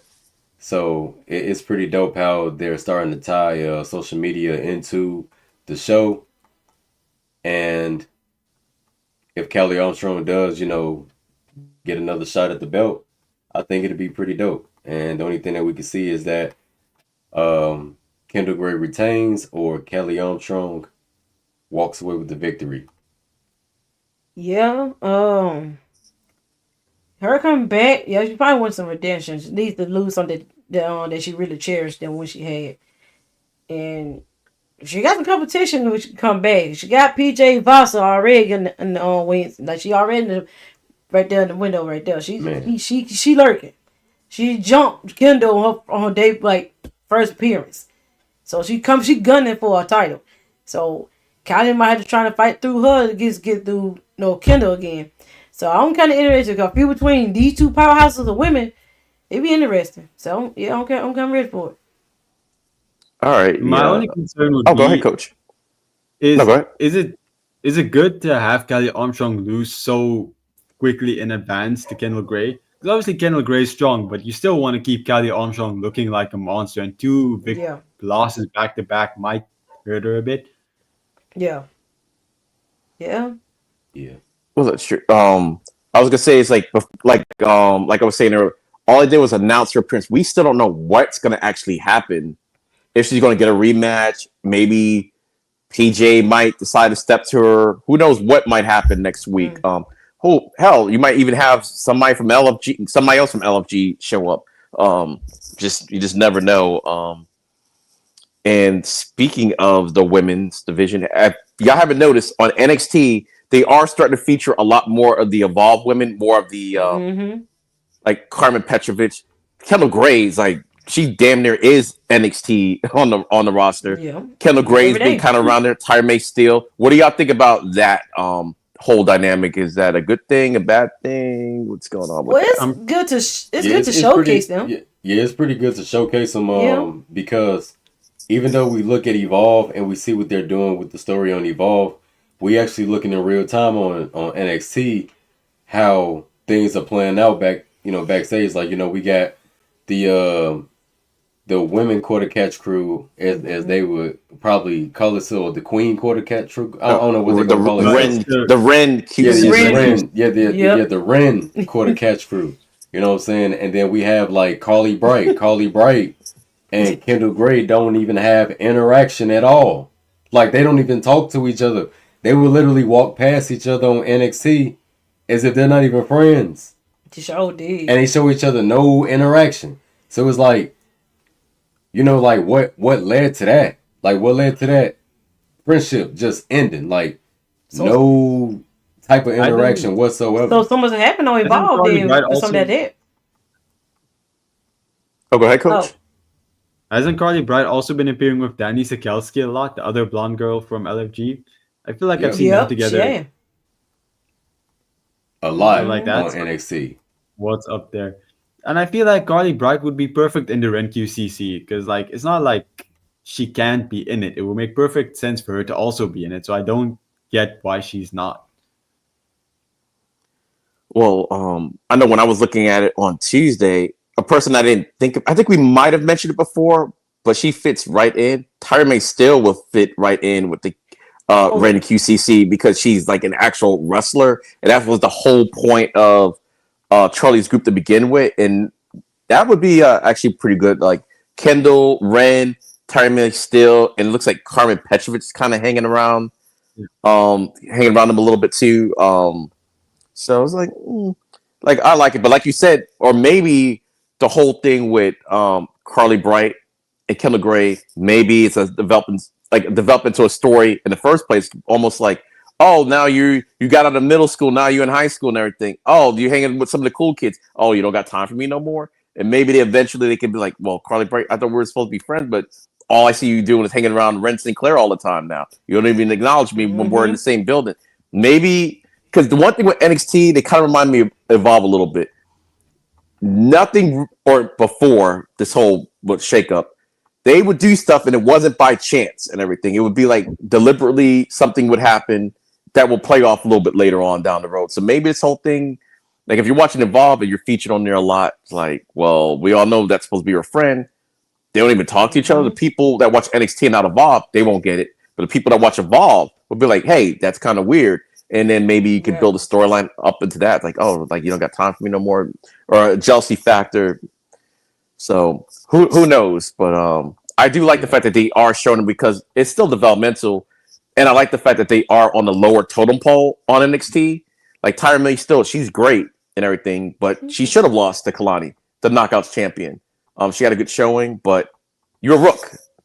Rookies shouldn't be beating champions like first time out and everything.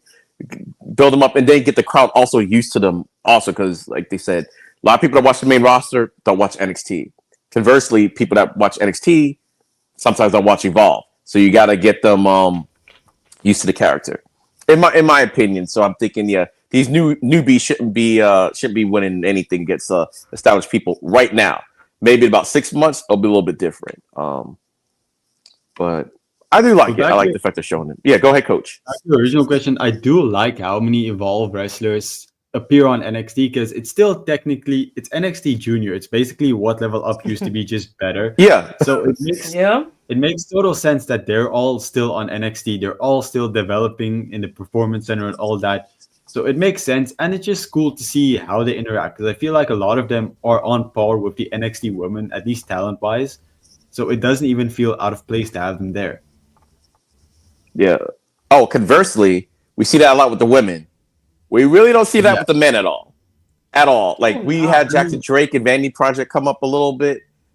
But Sean Legacy's there every now and again. Oh, Sean Legacy's there every now and again. It seems like those are the guys. That's why when Bryce got released, I was kind of surprised because the way his character was going. But at the end of the day, I was like, yeah, but Vandy Project, they would always have the three of them come up without Bryce. And I was like, thought it was weird. But I'm like, okay, that makes sense. They're a tag team and Drake is the leader, even though the way Ricky Saints beat them was yeah, Bryce was never really that into the group either. He was always like an outsider of the group.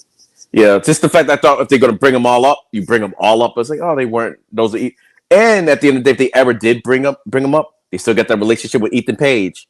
So you just never know. They can get called up and be his lackeys or whatever. Yes, even Jackson Drake, you too. You could be a lackey. You'll just be the head lackey and everything. That's this lackey. Yeah, but yeah, I hope they do the same thing with the men a little bit because the one thing with NXT, it's always kind of been a little problem. The women are usually on fire. They churn them out like it's a like industry, like they're on a conveyor belt or something. Like the women, they're gonna replenish them. The men right now, we're still on NXT. We still don't really have defined divisions, and if we do, there's not a lot of people in a division. You should still have people just around, even if you're not doing anything. Right now, seems like there's only a few men on the NXT roster. What it looks like. Even though we know we got about 150 people in the back or 120 something people in the back not doing anything. So, but I do like the women. It's a lot more difficult with the men because who do you call up and how do you use them? You can't call Keanu Carver up because he needs. Oh no! I don't mean up to the main. Oh, you talking about Keanu Carver? Sorry, NXT. My bad. Yeah, NXT. We got NWO in this joint. Oh, Kane to destroy. NWO in this joint. What's up with a bit? Hey, what's going on, everybody? Yeah, how do you? If you bring up Keanu Carver, how do you use him without making him look weak? And then same with a guy like Tate Wilder. You don't want to stop his momentum. It doesn't matter that much for the women because they're booked relatively strong. But the men's division is already so thin on NXT that you can't afford to showcase the Evolve men at the cost of your NXT roster. Yeah. Well, I guess what I meant was more because, they have all these people in the back. Like some of them not even on Evolve and everything. Like sometimes just throw somebody in there and see what happens. Like I don't even know who's all in the back. It's just that I just think NXT needs to do something with the men's division. Like they do. And the fact that it's still kind of a backlog because I can kind of see why Trick Williams is still there. There's no one to really take his spot. Really, I'm like, so you kind of have to keep him there because there's no one who's going to feud with Ricky Saints right now and stuff. I guess. So that's the problem. Like, yeah. So the best villain that they got right now for Ricky Saints is Trick Williams. Do y'all see the performance that Trick Williams is giving us right now? Yeah, that's what I'm That saying. man He is- should be on the that main. man- He should be on the main roster. That man but, is doggone Right. training day. but you can't get rid. You need him. That on, man you is a need him menace on to on society. NXT still. Yeah. this Like who man's else? crazy. Who else gonna be? Yeah, who else gonna step up? It ain't Ricky. That's the problem. And where's Oba? That like where is he? Don't jinx. Do not jinx Oba. I don't want to see him back on NXT. I want to see him on the main roster. Like I don't want main roster. Yeah, I don't want to see Oba until He Royal on main Rumble. roster. Yeah, Yes, Royal Royal Rumble. I don't Yeah, want to see. Yes, yes. I don't want to see Obafemi until Royal Rumble, and he needs to be in the Royal Rumble, or he needs to be the United States Champion or just Open debut. Challenge. Yep. Yeah, I would love. One or two. That is it. That's cute. Who the They U.S. should build champion a is who? WrestleMania match for Um, Ilya and Ilya. Oba against each other. Yeah, Ilya Dragunov's the U.S. Ooh. champion right now. Obafemi. Oh my God, that would be a great good match. WrestleMania Imagine match, this. honestly. That'd be crazy. That'd be crazy. Obafemi a heel, and he come in and take the belt from Ilya Dragunov. Oh, that's a match. Yeah. Oh god, Obafemi as a heel dream match. takes the belt off of. He don't even gotta be a heel. He's a fan favorite anyway. He isn't even. He's a heel. I think tweener. He's very neutral. He's He- just he's a Yeah, tweener. he's Yeah, kinda yeah. neutral. I wanna He's be- a He's kinda tweener. neutral. Yeah, he a I tweener. want to be a heel though. Obafemi should be a heel. He don't I have to think he should be. just be Obafemi. He's like What if it's Stone. He's like Yeah. Stone Cold. Stone Stone Cold don't. Stone Cold could be a heel or a face. We don't know Yeah. what movie he gonna be in today. Yeah, he's All we yeah, know is that he Oba- gonna talk some noise and he gonna back it up. You Yeah, don't know if Oba he gonna still shake cuts your hand? those huge promos, those heel promos, but even he gets cheered. It's just it's like a very nuance between Oba. It's like Yeah. just depending on who he's going against because he didn't change anything. The only thing he might make a joke here and now too, or here and again. That's the only real thing he really did change. He's still the man. Yeah. He's still calling out people talking about, oh, I need a challenge and blah blah blah. And he said, you may think this is yours. Like the thing he told Trick, that was Yeah. cold as hell. Yeah, Said, that was the only cold. reason Oh, yeah. whoop that Trick era was because I allowed it. And I'm like, man, I Right. believe you. That was It's crazy, like, man. I Like, believe yeah, you. doing like that. I still think Obafemi shouldn't have not lost to Ricky Stank. Yeah, and Well, guess what? Ricky Saints is champion, and you just gonna have to deal with it because if he didn't win, we wouldn't have this And that- Trick Williams being a menace to We could've. society, And we still got putting a Saints steel down. pipe in Wait, the we stomach could've. of this fool. Hey, but What? we could He have. took that Saints has and he Trick went- and Oba now, so that's on his Oh. resume. Okay, hear me out. Hear me out. Hear me out. speaking Okay, He that's it took right that there. pipe and All right, went all six right, D-Walk, D-Walk. Ow. All right, hold on. All right, D-Walk, go D-Walk. Oh no, I was saying, hear me out. Let's say this: Obafemi ain't had to lose to Ricky Saint. Let's say Obafemi I'm sick of this, and throw the bill down like I'm going to the main roster. Now you start a tournament, and then the end of the tournament, you got Ricky Saint versus Trick Williams. Then you have Ricky Stank win, and then that's when you keep going from Ricky Stank to Trick Williams. This is the thing that I would never understand. See, we crap on each other because we can't see one of ours be champion and be happy. No, we gotta crap on this man. Let me tell you something. Ricky Oh, Saints God. is champion, whether you like it or you don't. Be happy. Well, let me tell you something. Be happy.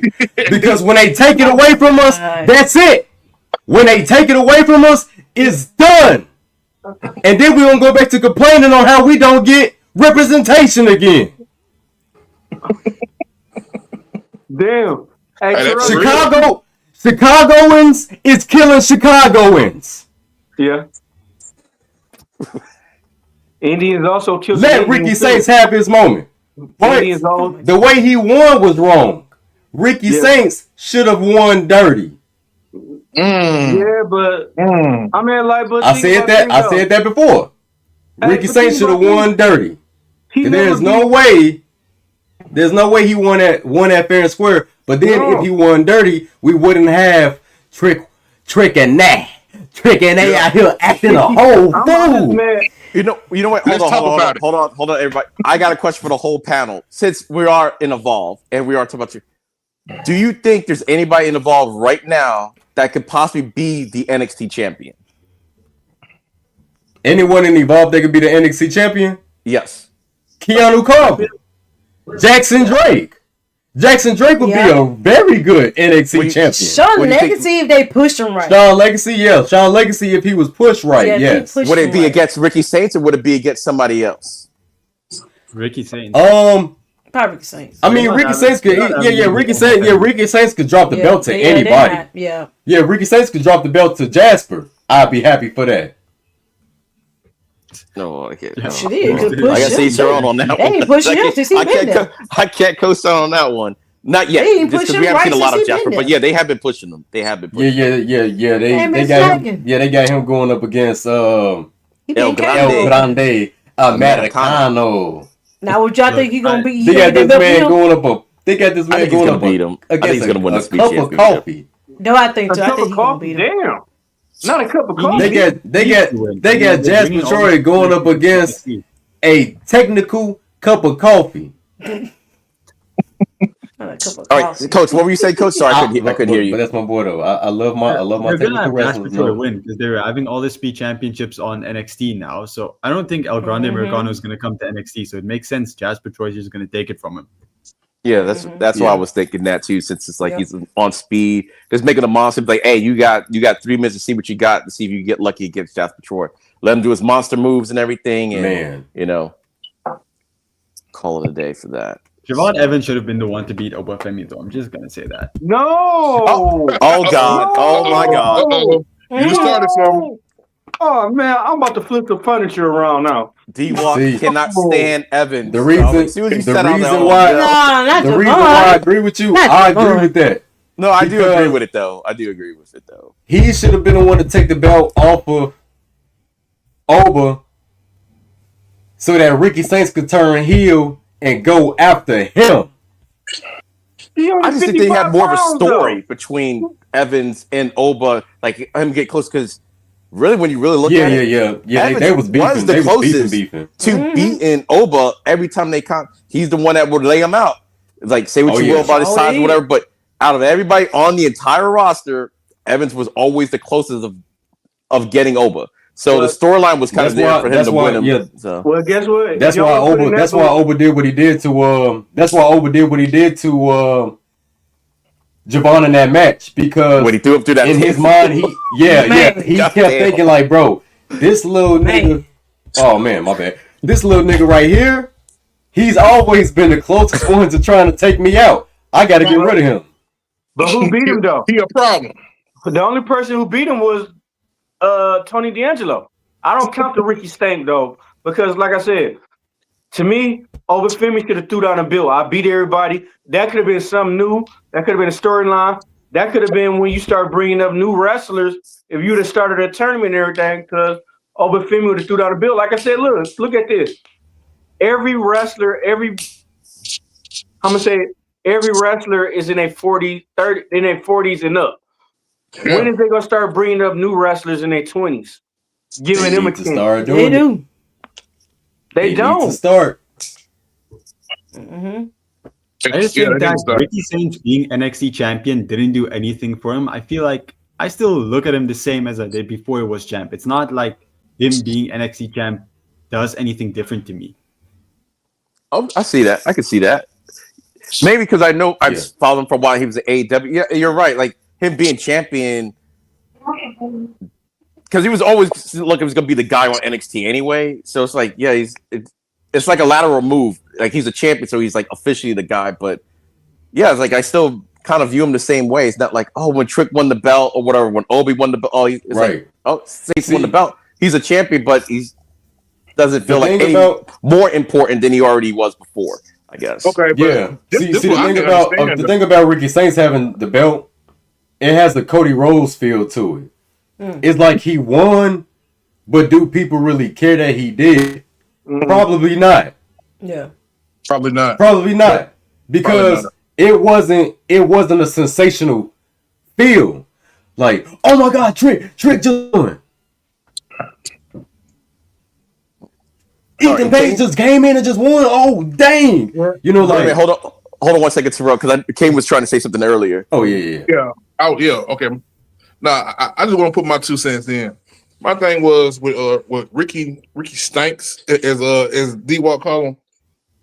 So he couldn't beat Ethan Page, but he beat Obi. Yay! Somebody explain that to me. Anybody? And that's the logic. That is That's why he should have won dirty. Because there's no way Ricky Saints could have won that clean. And I'm an advocate for Ricky Saints. But even I keep saying it. How did he win clean? What, 3 tornado DDTs? Yeah, 3 tornado DDTs. Oh, wait, he was dizzy, huh? He was dizzy. He couldn't get back up. So then at that point, so it should have been some more of for that to happen, it should have been some more of maybe Ethan Page and Obi. They should have kept something going with them if that's the case, because that's the main thing that I didn't see that was getting to me, that y'all let this man be him, but then he go and take the main title. He gonna take the main title from somebody that was damn near unbeatable. Twice as Ethan size that they. Welcome to D-Walk in the 3 chat. times. We got 2 D-Walks. Yeah, we got Mr. Flint and we got D-Walk. No, you got D-Walk and you got Mr. Flint. No, for real though, because like he couldn't even beat Jasper Troy. And Jasper Troy is wild. Like he has no structure. Yeah. You know, Obafemi got structure. Jasper Troy don't have no structure. And he couldn't beat Jasper Troy, but he beat a man with structure. So it doesn't make sense. So do y'all think? But what I think, oh, my fault. But I always go back to, I think what it was that Obafemi underestimated Ricky Saints. He never underestimated Young OG. He never really underestimated any of his opponents except Ricky Saints. He would taunt him. He would laugh at him and everything. And I think that's what it goes back to. That's what I think it goes back to. Because he underestimated him and tried to make him as a joke. Because he didn't do that with no other opponent. Coach and then D-Walk. I just feel like the problem with Ricky Saints is he's just a blank canvas. I don't feel like nobody cares if he's champion. Everybody cared when Obafemi was champion. I feel like even if Jasper Troy won the belt, you're gonna care that he's champion because you don't expect it. He's something different. Ricky Saints, he's there. He's not doing anything special. He's champion, but he doesn't bring anything that makes me want to watch NXT where Ricky Saints is the guy. Word. Okay. Yeah. Word. And D-Walk? Okay, now excuse me. he lost to 2 weak ass off the rope DDTs that everybody do. Everybody in the fucking NXT do. But then at the same time, when he wrestled Tony D'Angelo and the family, it took the whole family and a couple of shots with the crowbar and a couple of spine busters for Tony D'Angelo to win. So for him to lose off 2 bum ass off the rope DDTs that everybody used, that was fucked up. Crazy work. I'll play devil's advocate just a little bit. Like I do agree with everything everyone said, but remember when Jinder was champion? Like right before Jinder became champion, wasn't he fighting? What's his name? Tennille's husband. What's his name? I forgot his name. But they were beefing like a month before that, and then he's like the world champion all of a sudden. So I'm like, sometimes they do this when y'all wanted something. Sometimes y'all want something different, and it's like, hey, if they got plans for Oba, it's like, hey, we can either let them drop it or we'll just try to see. I don't think it worked to try to get the rub off of beating Oba. I don't think it worked the way they thought it was going to work. I think, like in hindsight, they probably should have just dropped the belt. But I mean, he does have on his resume now. He beat Oba. He's beaten Trick. So, but I don't think the excitement that they thought was going to happen happened. That's all. Back to what D-Walk said. Champion. Oh, go ahead. My bad, bro. The whole way they booked Tony D'Angelo to beat Obafemi was really good because Tony D'Angelo lost multiple times before. And then he needed the whole family to take the championship off of him. Ricky Saints just did it. It didn't feel like Obafemi is this indestructible force that he overcame. It kind of felt like he was just beating a guy that was bigger than him. And that's not how it should be. Yeah. Yeah, I agree with that. But like I said, he ain't beat Ethan Page though. Like you ain't the man until you beat the man that beat you. Exactly. How Ric Flair said, you got to beat the man to beat a man.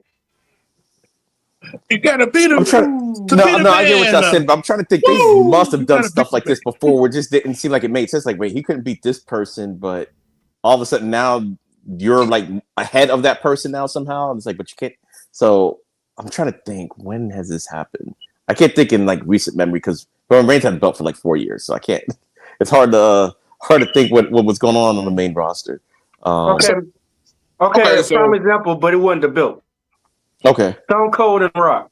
It wasn't. They didn't have no belts, but Stone Cold was beating The Rock as what 4 times before the Rock finally won one. Okay. no, normally they had this stuff about WrestleMania where the Rock didn't get a decisive win at WrestleMania against Stone Cold. No, until like a few years ago when they finally had their last match where he finally just put it. 2002. Yeah. But they were feuded since for the IC belt. Like they had like years of like a feud going on.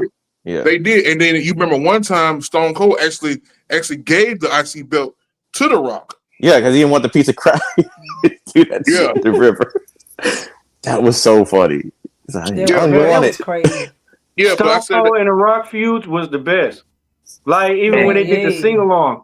Remember when Stone Cold and The Rock did the sing along? Mm-hmm. Yeah. He said, "Hey, Stone Cold did like this, but The Rock did like this." He said, "Don't touch me. Don't touch me." Like you put your hands on me though. I appreciate you. Don't touch me, man.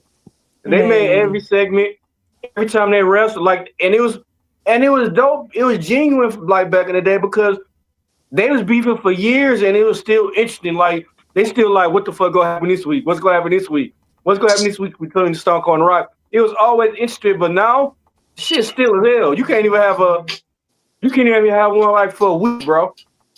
Exactly. Actually, like, look at what they're doing right now on the main roster.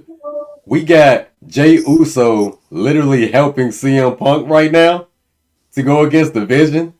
After being beaten by him Saturday. No, man, like, I'll let him suffer. Find you some partners. Like this. Before you used to have forever feuds. And I think in Evolve, you could actually start doing that. The Harlem Lewis Keanu Carver thing, that could follow them. They could run parallel, whatever belt they go for. North American title. Somehow it ends up the two of them. NXT title. Somehow US title. Somehow they end up fighting each other throughout the years, like Rock and Triple H, Rock and Austin. They used to have just feuds that you just have. And because they have the storyline behind it, you could just instant feud or whatever. Hey, I don't like you. I don't like you. You're in my way, blah, blah, blah. And I think they could do that. If they start doing that with Evolve now, just putting that work in. And I think Keanu and Jackson Drake, way they're going with it right now, it can always be like Keanu just keeps getting in my way or whatever, or vice versa. Jackson Drake just finds a way to slip out of my fingers, even though I am the bigger, the stronger guy. And they just, establish it and Evolve and move them up. Just somehow that'll be your guy, your forever feud. No matter where you go. Living your life like you're thirsty. Living your life like you're thirsty. Oh my god. I'm sorry. Hey, I'm only following instructions. Invisible Man said every time you say Jackson Drake, I push the button. And stuff like that can happen. Too bad Kylie Ray isn't there anymore, because I thought they could have done something similar with that too, the way she was like feuding with certain people. But I feel like Kylie Ray is gonna come back eventually. Eventually, I hope so. She wasn't fired. Her contract only expired because she was pregnant. I feel like if she wasn't, they would have just re-signed her. Yeah, I think that too. They just don't want to pay her while she's pregnant. Yeah, I'm like, that was kind of a dirty move, because back in the day they would have just, all right, you're on whatever, they would consider it maternity leave type of deal. But they just let her go. Oh, go ahead, D-Wall. Speaking of that, don't y'all got one more subject to talk about? Rich Holland. Oh, I guess. Oh yeah, I guess we can talk about Rich Holland. Yeah, he is involved, and now officially. I pour fire in the gas. I pour gasoline in the fire. All right, guys. Let me set it up. All right, officially now, Rich Holland is no longer with the company. Originally, his contract was supposed to end sometime mid-November, where he would still get paid, but maybe 2 weeks because he's left. been doing these tweets, they decided they just ended the last couple of weeks of his paycheck, so he's no longer he's getting no money for the WWE. He is still going to get his medical taken care of, but money wise, the mortgage, the kids, all that stuff. That's no more. That's finito. Kane, what do you think about it? He Let's started go. GoFund too. Go ahead, Coach. What were you gonna say? He I just read started earlier too. He GoFund started a too. GoFundMe. Okay. I didn't know that. Yep. I didn't know that. Yep. Kane, what are your thoughts on it? No, go ahead, CJ. Go ahead. Yeah, he did have GoFundMe, and Chelsea Green and Nick Jackson, they donated some on there.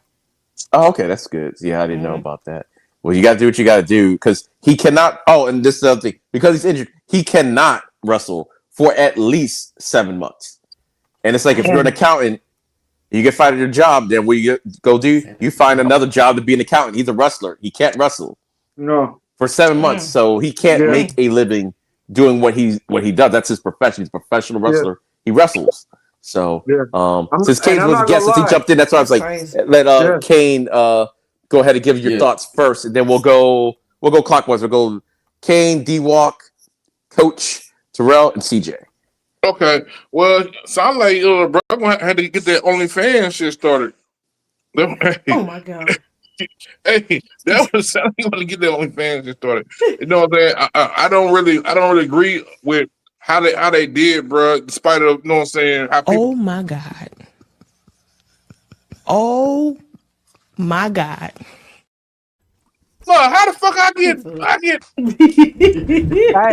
Hey, you want another one? I'll give you another one. Hold on, how the fuck I just said how it was. You gonna get another one? I do it again. Hey, this finger been working out good today, man. I've been itching to push the button on somebody. And guess what? That damn finger crooked as hell too. But you might press another goddamn button. Anyway. Oh my god. Anyway. You know what? Look at you, delayed ass shit. Yeah, go ahead, Kane. Go ahead. Motherfucker. They're gonna take you 2 minutes, goddamn. I wanna know what Dynamite.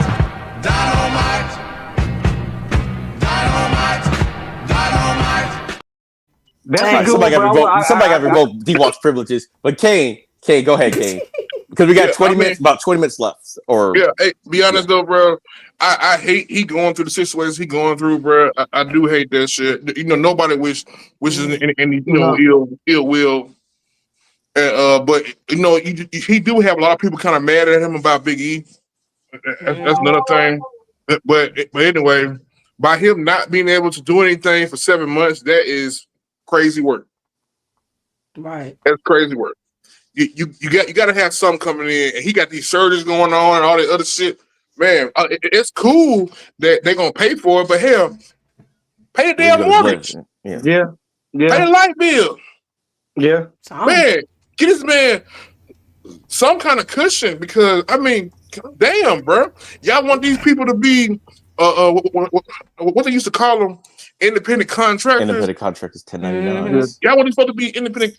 These are fucking human beings, bro. Yeah. And they got hurt in your shit.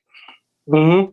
In your shit. So you can't at least get this man a couple months of fucking hell. Okay, it ain't gotta be 7 months, maybe 3 months of a little bit of leeway where he ain't gotta worry about his surgery, he ain't gotta worry about this, and he can still feed his family. Come on, bro. Yeah. Yeah. Come on. Get this man a little bit of leeway. Because he had put in work. He'd have been on your main roster.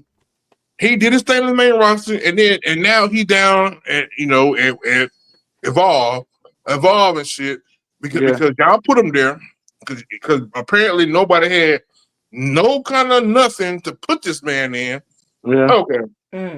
Yeah. So I just feel like it's kind of messed up, bro. It's really kind of messed up, and this man is worried.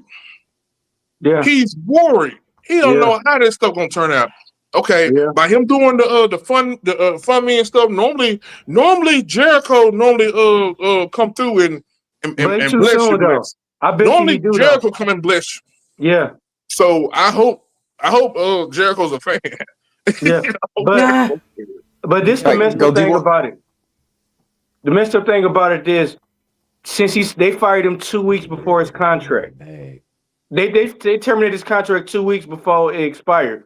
That's kind of fucked up. Like he could have Yeah. got 2 weeks of pay. But on another hand, like I said, Vince McMahon, if that was Vince McMahon and he would have been head of WWE still, Vince McMahon would have been taking care of him until he got better.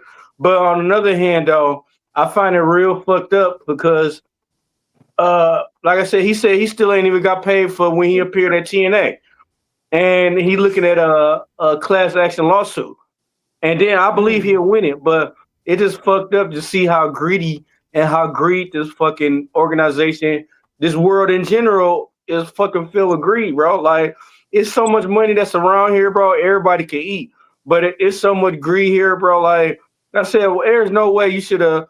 This man got 5 kids, house, mortgage, and everything, and all you doing is paying for his fucking rehab shit. That's fucked up. He got hurt at your job doing something he loved doing and everything. Come on, man. That's I don't make this think make he's sense. gonna, Wait, Coach. I don't think he's gonna sue WWE because if he doesn't have money to pay his mortgage, he's not gonna be able to afford to sue WWE because they don't care if they win. They're just gonna want to bleed you dry until you stop. It's not gonna be efficient for him to try and do that. But like I said, they since he came out, when he started coming out talking, he had 2 weeks left on his contract and they immediately terminated it. He still had 2 weeks, so he can sue for the 2 weeks. I mean, like I said, it's gonna take time, but in that case, bro, that's how you say it. That's like I said, just because I speak my mind and everything, you want to terminate my contract 2 weeks early. That's crazy. Yeah, It's crazy work. Right. Coach, did you have any more to add to it, or? No, I think what they're doing is completely scummy. I mean, he got injured. The least you can do is just extend his contract and sit him through the injury. Once he's healed, you can let him go. It doesn't matter. I mean, you probably he recently said he had a major pay cut. You're probably not even paying him that much. Even just let him sit through the injury like you do other people, and then at the end, just let him go. It wouldn't be that big of a deal. Yeah, and can I say something else? Normally, if you hurt, they extend your contract longer. Yeah, they just freeze you, whatever you have left of your contract until you get better, and then they enact the rest of your contract. So technically, I agree with, even though he had 2 weeks left, they're gonna pushed it all the way back to 7 months, or whatever, got healthy, and then all right, now the rest of your contract's gonna start now, and well, you only got 2 weeks. So, they could have. So that's what they normally do. Yeah, I agree with the coach. Yeah, and Terrell. Any thoughts? It's a sad situation because he got a family and bills to take care of, and when they say a non-complete when they say a non-compete clause is crazy. A lot of people don't really know how deep that goes. You can't be a in-ring announcer. You can't be on commentary. You can't be a wrestler's manager. You can't be nowhere near the profession. Like none. Like dang, I couldn't be a manager. I can't be a on commentary because that's how the environment is. And anybody could be liable to be a part of the act. So I totally get it. Cause that's what Samantha Irvin is going through right now. She had a 2-year non-compete clause, and that means she couldn't even do ring announcing even if she wanted to. So, but isn't her thing a little bit different? Wasn't she considered an employee, or was she also independent, like considered like a wrestler, independent contractor? I think what happened. Even though it's still messed up either way, but I don't know. I think what happened was she was still under contract for a while, and she wanted to go pursue other stuff. So they're just like, we'll let you go, but for the remainder of what your contract was, you can't do other stuff related to wrestling. Okay, I knew it was something like slightly different and everything. Okay. Yeah.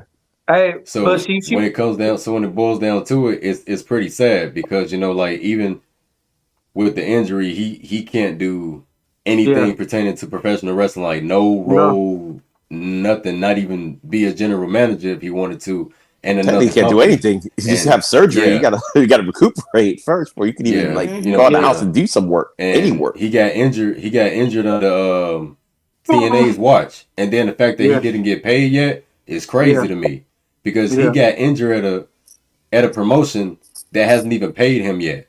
That's wild. that is mind-boggling. So it's messed up either you way. know, everybody makes mistakes, and you know, people are mad at him. You know, I've even said my piece about how I felt on the whole thing with Big E. But at the end of the day, that don't mean that I have had people wrong me at jobs. You know what I'm saying? Yeah. And then most of the time it's because you do speak up. You know, I've always been the type of employee to speak my mind, no matter if I was in the military, at a hospital. I've always been the type to speak my mind when things don't, make sense. And, you become a threat to certain people. So, you know, some people don't like that. Some people don't like people that think on their own, and that's what he did, and now he's being punished for it, basically. Yeah. He's being All right. punished. Oh, just let everybody know No. we got about like 10 minutes left, which means we probably got more like 6 minutes left. So we're gonna let CJ Wolfie go right now, and then we'll go to socials. Let me say something real fast though. One thing I can't say though, Big E came out and said Ridge Holland came and seen him every day in the hospital. That's when I get that man respect, because normally wrestlers wouldn't even come see you in the hospital after they did some fucked up shit like that. But Ridge Holland came and seen him every day in the hospital. Yep, he did. Yeah, when I found that out recently, I was like, oh man, and I sat up here and said some stuff about this man. Yeah. Didn't even know that detail. Yeah. Yep. All right, But, CJ. it was a messed up situation with Ridge, for real. I believe it could have been he been punished for like speaking his mind, but then it could be somebody inside the sources of WWE could trying to punish him for what he did to Big E, which they shouldn't do that, because that just don't make no sense why you do that. But it's just messed up. They could have just helped him out with his everything else with him. Been the time long he been there, they should help him out.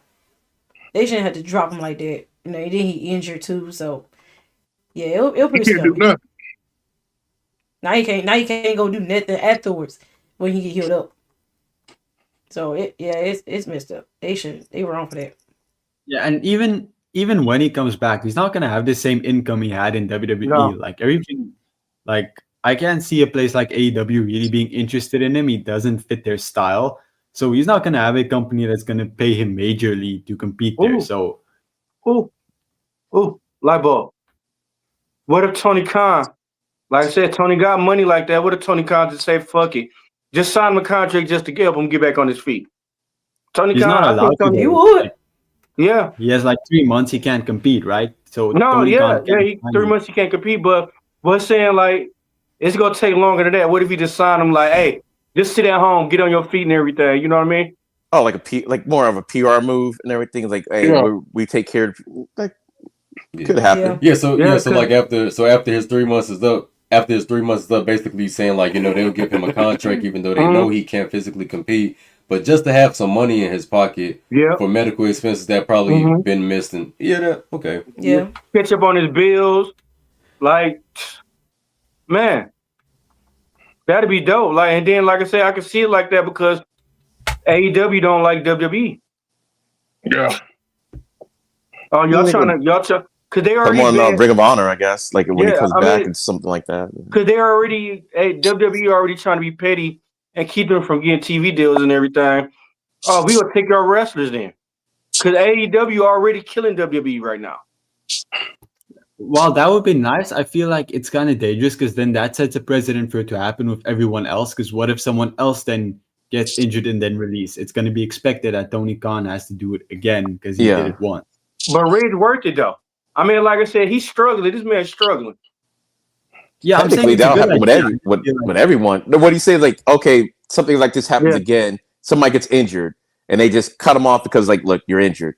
They're gonna expect, okay, Tony Khan to come and swoop in and save him. Like Yeah. a one-time thing is okay, but if it happens all the time, he can't do it all the time. But it's a different situation though.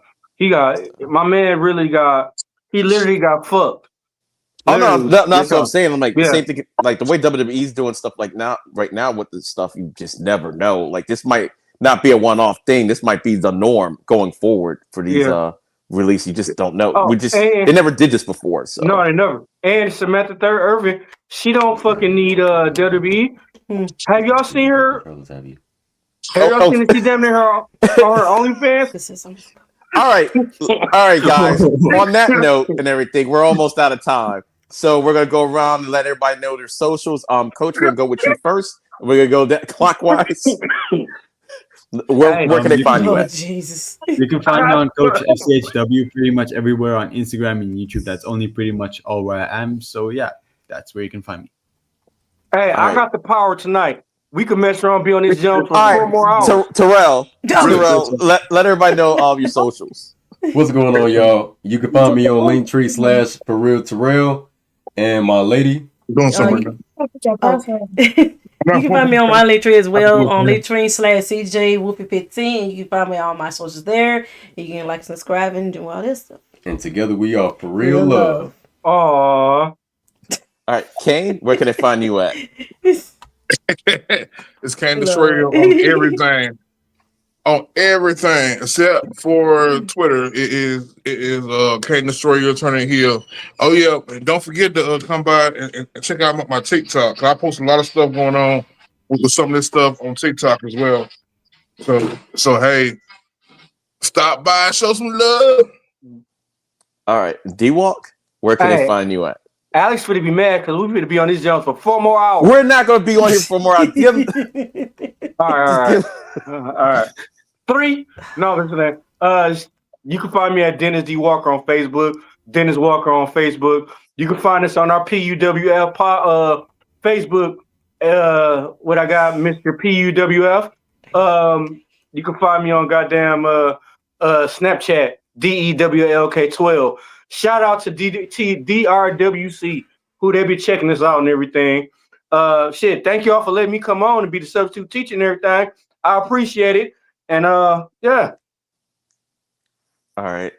And I am the End of Days 33. You can find me at Linktree/End of Days 33. You'll have my my wrestling page, EOD 33 Wrestling Hub, video game page, the new TV movie review page, their Nexus reviews. All my social medias are all on there. One link, Linktree/End of Days 33. And we got it in under 2 hours. So hopefully you'll join us back for episode 37 next week. And I guess I think about it. You know, I don't know. I think about episode 37 next week. Championship match. Keanu Carver versus Jackson Drake. We're going to talk about it. So, and don't forget next week, conspiracy theory. Next week, conspiracy theory. Chris Benoit, Coach. If you want to join on too, you're welcome to join on.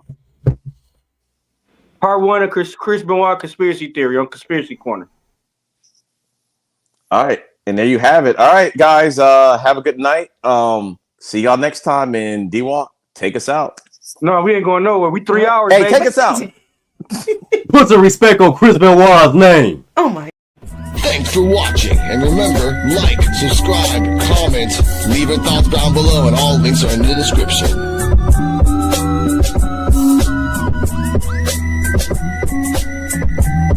See you next time where we can evolve together. Coquito out.